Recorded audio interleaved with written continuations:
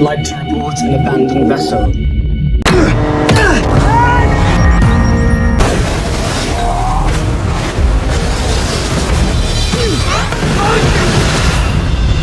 This is the story of a fisherman named John, who sets out to fish in his small boat. After traveling a short distance, something strange happens. A thick fog envelops the sea, and he can no longer see anything in the distance.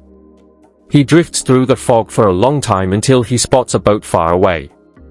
Surprisingly, he does not see a single person on the boat. Curious, he decides to investigate. He ties his boat to the larger vessel and climbs aboard. To his shock, there is no one there. Everything appears normal, the food is fresh, the belongings of humans are present, but there are no people in sight. John tries to start the boat but quickly realizes the engine is damaged. He is baffled by the sight of such a large boat abandoned in the vast sea. Hoping to find someone nearby, he uses binoculars to scan the surroundings, but the thick fog obscures his vision. Determined to seek help, he goes to the control room and turns on the radio. He sends a message to the headquarters: "This boat is stranded at sea. If anyone is listening, please respond." After doing this, he decides to return to his own boat, but as he steps outside, he is met with a terrifying sight: his boat has disappeared. John is stunned. He had tied it securely, yet it was nowhere to be seen. At the same moment, the thick fog vanishes, revealing a clear sky. With no other choice, he returns to the mysterious ship. Now stranded, he examines the map to figure out his location and the way back home. Another challenge awaits him: the broken engine. His survival depends on fixing it. Searching the boat, he finds a toolbox and, after some effort, successfully repairs the engine. This achievement gives him a glimmer of hope. Now that the boat is running, he attempts to contact the control room again, but there is no response. Frustrated, he steps onto the deck and suddenly feels the need to relieve himself. Since no one is around, he considers doing it over the side of the boat.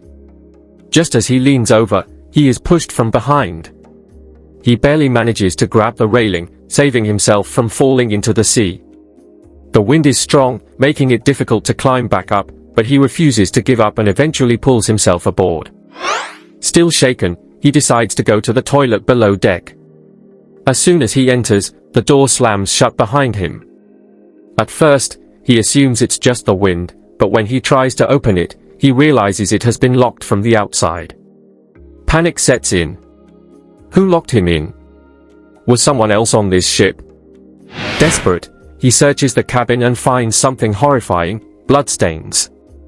Fear grips him, but he pushes it aside and focuses on escaping. He tries using a coin to unlock the door, but it doesn't work. He then finds a pair of scissors and attempts to force the lock, but once again, he fails. Meanwhile, the boat continues moving. Frustrated and exhausted, John suddenly notices a small window above. He climbs through it and is met with another alarming sight: a massive cargo ship approaching in his direction. If the ships collide, he will be doomed. He frantically waves his shirt to signal the cargo ship, but it seems no one notices him. He must stop his boat before it's too late. Spotting a rope, he quickly devises a plan. He ties the rope and throws it overboard, hoping to slow the ship down. But then disaster strikes: the rope gets caught in the ship's fan, and in a horrifying turn of events, it wraps around John's throat. He struggles for air as the noose tightens. Just as he feels himself losing consciousness, he manages to grab a nearby tool and cut himself free at the last moment. Gasping for breath, he collapses, realizing how close he had come to death. John's neck was completely red. He had been on the verge of death but had somehow survived. The ship had stopped due to the rope getting caught in the fan, but it wasn't enough. The cargo ship still collided with his vessel, sending a violent shockwave through it. John was thrown off his feet, hitting his head, and lost consciousness. When he awoke, he found himself lying in the bathroom, now filled with water. The most terrifying part was that it wasn't seawater, it was pure water. This meant someone was deliberately trying to scare him. Panic set in as he pleaded once more: "Whoever you are, please leave me alone."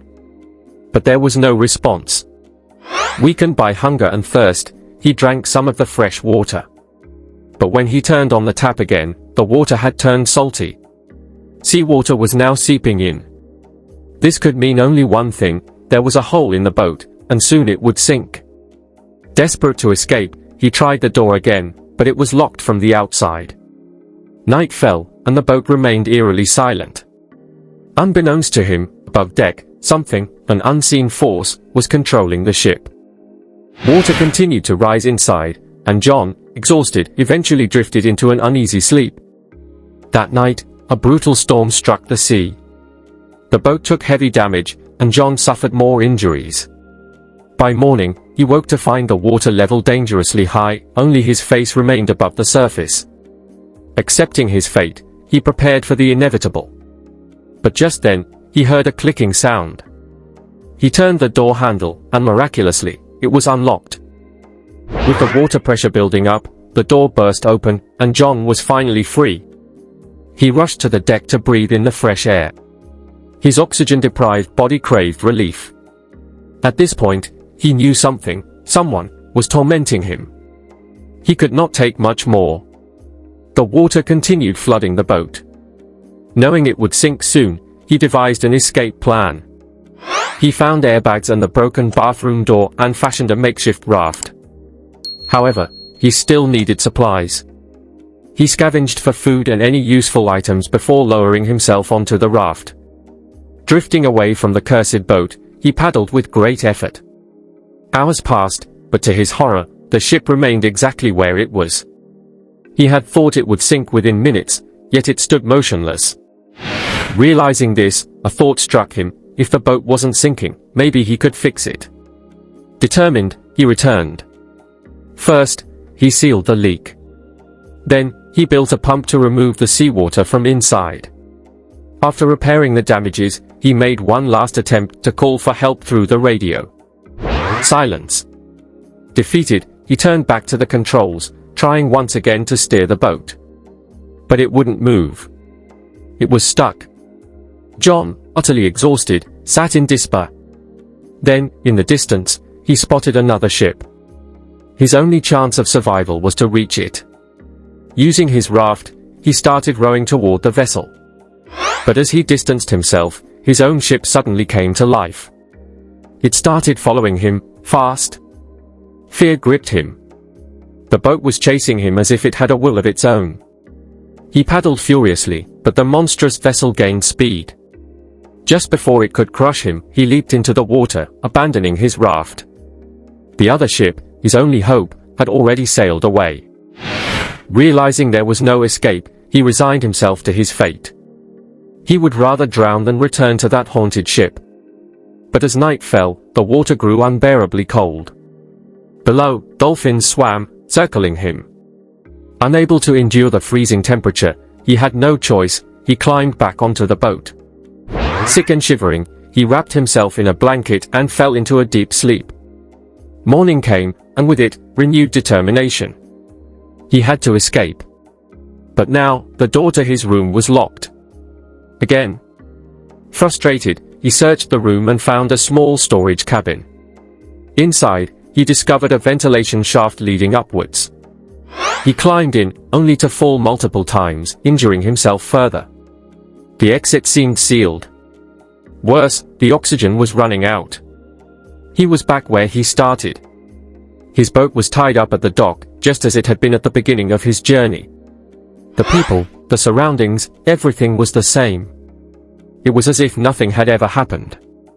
Was it all a dream? Or had someone, brought him back? As the screen faded to black, John's unanswered questions remained, leaving the audience to wonder. What was the true nature of the boat? The island? And who, or what, had been toying with him all along? Thanks for watching.